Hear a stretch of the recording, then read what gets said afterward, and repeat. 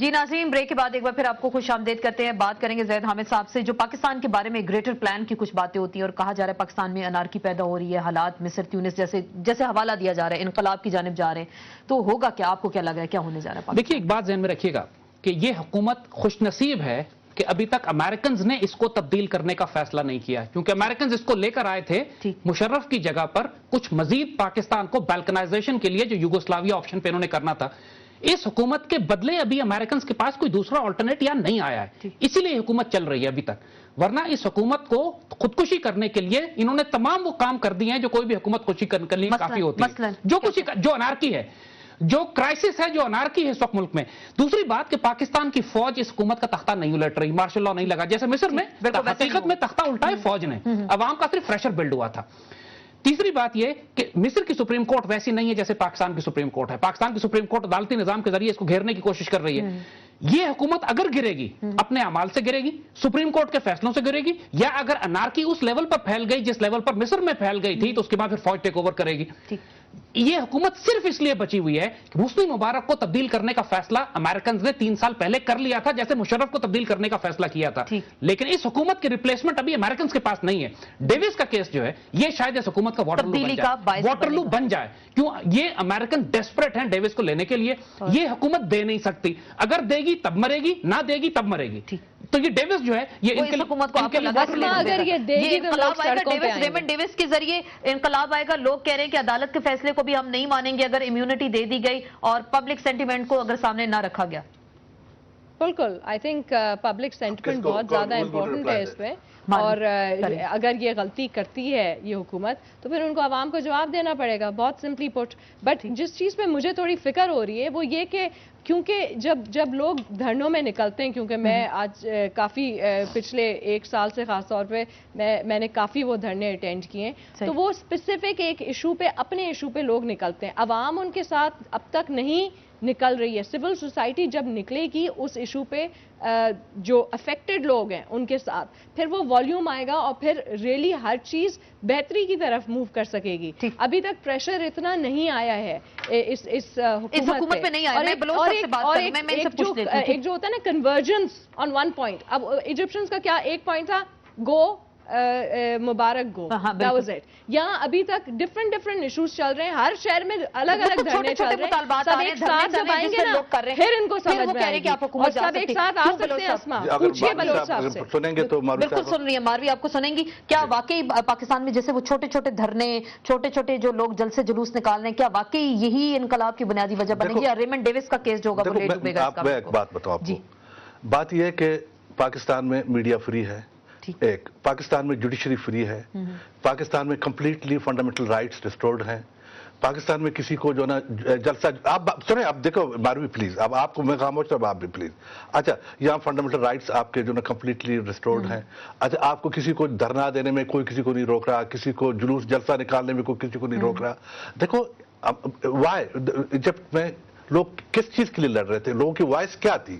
لوگوں کی وائس یہی تھی کہ ڈکٹیٹر چلا جائے، 30 سال سے بیٹھا ہوا ہے یہاں پر، اس نے تمام اختیارات اپنے ہاتھ میں دے دیے. دیکھو آپ بات وہ کریں کہ جو حقیقت اور سچائی کی بات ہو، عوام اور پبلک اگر آپ کو سنتی ہے، لیکن جو بات سچی ہوتی ہے وہ اپنے دل میں رکھتی ہے. میری بات سنیں، آپ میری بات سنیں پلیز، آپ میری بات دیکھو پھر آپ اسی پر آ جاتے ہیں. میں آپ کو بتا رہا ہوں نا اسی پر، بات یہ کہ یہاں پر تو آپ نے خود دیکھا کہ پارلیمنٹ کی سپرمیسی کے لیے، پارلیمنٹ کو بالادستی کے لیے پریزیڈنٹ صاحب نے 2 دفعہ خود جب جوائنٹ پارلیمنٹ کو ایڈریس کیا تھا، پریزیڈنٹ زرداری صاحب نے ان کو کہا تھا کہ آپ لائیں، امینڈمنٹ لائیں اور آپ جو اختیارات کو پارلیمنٹ کو حوالے کر دیں. اچھا، اور وہی کیا ہوا. سب لوگوں نے مل کے، پاکستان کے جتنے بھی سیاسی جماعتیں تھیں، چاہے جس کی 1 ریپرزنٹیشن تھی، چاہے جس کی 100 ریپرزنٹیشن تھی، سب نے مل کے. اب میں جو آپ کو یہ عرض کر رہا ہوں، دیکھو کہ ایک فیز سے ہم نکلے. آپ یہ بات غلط ہے کہ جناب اس ڈیموکریسی کو امریکنز لائیں یا برٹش لائیں یا فرینچ لائیں، فلانے لائیں.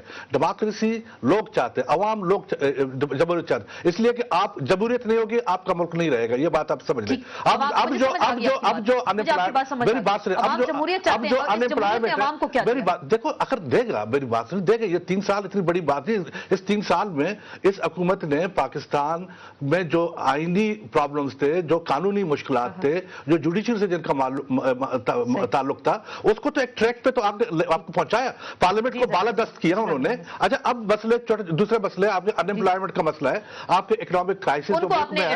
آپ ایک بات آپ کو بتاؤں, آپ اس بات کو یاد رکھیں, you tell it to the people. آپ بولے, ماروی بولے, یہ صاحب بولے, دنیا بولے, پاکستان بولے کہ you are in economic crisis میں ہے, وہ مان رہے ہیں, ایک اکنامک وار ہے یہاں پہ.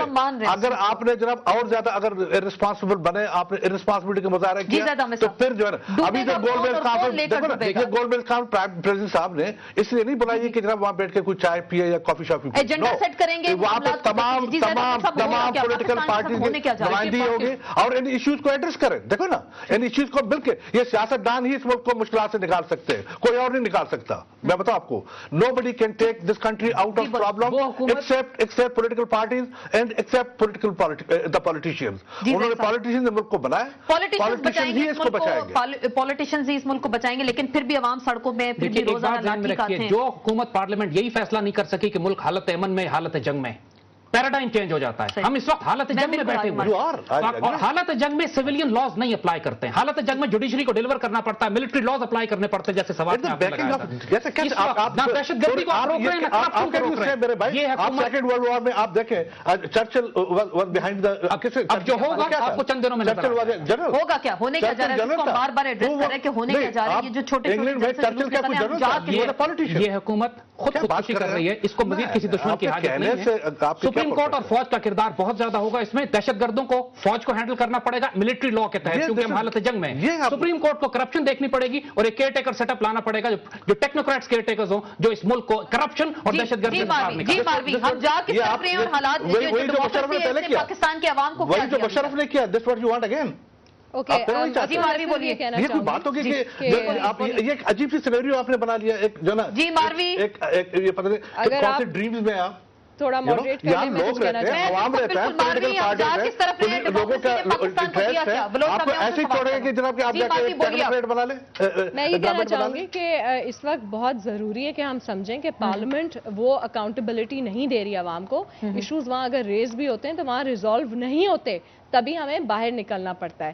جب ہم باہر نکلیں گے اچھی خاصی تعداد میں ایک ایشو کے اوپر تو ہمیں ریزلٹ ملے گا, لیکن اس کے ساتھ ساتھ ہمیں اینرکی نہیں چاہیے. اینرکی کا کیا مطلب ہے کہ کوئی چیز فنکشنل نہیں ہے. جب یہ راؤنڈ ٹیبل کی بات کر رہے ہیں تو سمپل سی بات ہے, کیا اپنی کرپشن بند کر سکتی ہے یہ حکومت؟ اگر نہیں تو ان ساری راؤنڈ ٹیبلز کا کوئی فائدہ نہیں ہے. پلیز نہیں بے وقوف بنائیں اپنی عوام کو. کس چیز پہ آپ ڈسکس کریں گے, آپ کیا چیز کون سے ایجنڈا پہ ڈسکس کریں گے؟ آپ یہ کہیں کہ آواز حقوق بلوچستان نہیں ہوا, آپ جواب دیجئے نا اس کا. مجھے تو یہ نہیں سمجھ میں آ رہی کہ کون سے لوگ کس چیز پہ کون سی ڈسکشن کریں گے. وہ لوگ جو اپنی کریڈیبلٹی ختم چھوڑ چکے ہیں, کون مطلب جس کی کرپشن اتنی ہائٹ پہ ہے, جس کی کرپشن اتنی ہائٹ پہ ہے کہ کچھ اور. دیکھیں کرپشن کہانیاں تو ڈیلی سامنے آتی ہے. بلوچ صاحب کرپشن کہانیاں آتی ہے, حکومت سے ہم پوچھتے ہیں, وہ کہتے ہیں عدلیہ آزاد ہے, آپ جائیں عدلیہ کے سامنے جائیں اور کیسز کو سامنے پیش کریں. زید حامد صاحب آخری بات, سلوشن کیا ہے موجودہ حالات جو ہے کیوں ہوئی ہے؟ اسما پوچھیے سینیٹر صاحب کو, کرپشن کی وجہ سے ہوئی ہے. میں یہی تو پوچھ رہی ہوں, جواب مجھے ابھی تک نہیں ملتا. ڈیلی ہم یہی جواب پوچھتے ہیں. اس حکومت میں کیپیبلٹی نہیں ہے کہ اپنے آپ کو درست کر سکے. کرپشن اور دہشت گردی جاری رہے گی. ایک سٹیٹ ایسی آ جائے گی کہ یا تو انارکی ایجپٹ جیسی ہوگی, یا فوج موو ان کرے گی, یا سپریم کورٹ اپنے فیصلوں کو عمل درآمد کرنے کے لیے فوج کو طلب کرے گی. اس کے علاوہ تیسرا کوئی حل نہیں. بہت بہت شکریہ تینوں مہمانوں کا, سینیٹر صابر بلوچ صاحب, زید حامد صاحب, ماروی میمن صاحبہ, آپ کا بہت بہت شکریہ. آج کے پروگرام میں بات ہوئی پیپلز پارٹی کے 3 سالہ دور کے حوالے سے, اور جو یو ٹرن لیے جاتے ہیں, اور جو ہم نے ایک مثال دی کہ لوگ جب سڑکوں پہ باہر نکل کر اپنا حق مانگتے ہیں اور حصہ مانگتے ہیں, اگر یہی حالات رہے تو خدا نخواستہ ملک انارکی کی طرف جا سکتا ہے. لیکن اس کے لیے سب سے بڑی سمجھداری کی بات, سیاستدانوں کو سمجھ بوجھ کا مظاہرہ کرنا ہوگا تاکہ اس طرح کے حالات پاکستان میں پیدا نہ ہو. اور جو دشمنوں کی کوشش ہے کہ اس طرح کے حالات پاکستان میں پیدا کیے جائیں, اس پہ سیاستدان سمجھداری کا مظاہرہ کریں گے تو ایسا کچھ نہیں ہو سکتا. اس کے ساتھ ان سیشن سے آسما چودھری کو اجازت دیجیے, کل پھر ملاقات ہوگی. اللہ حافظ.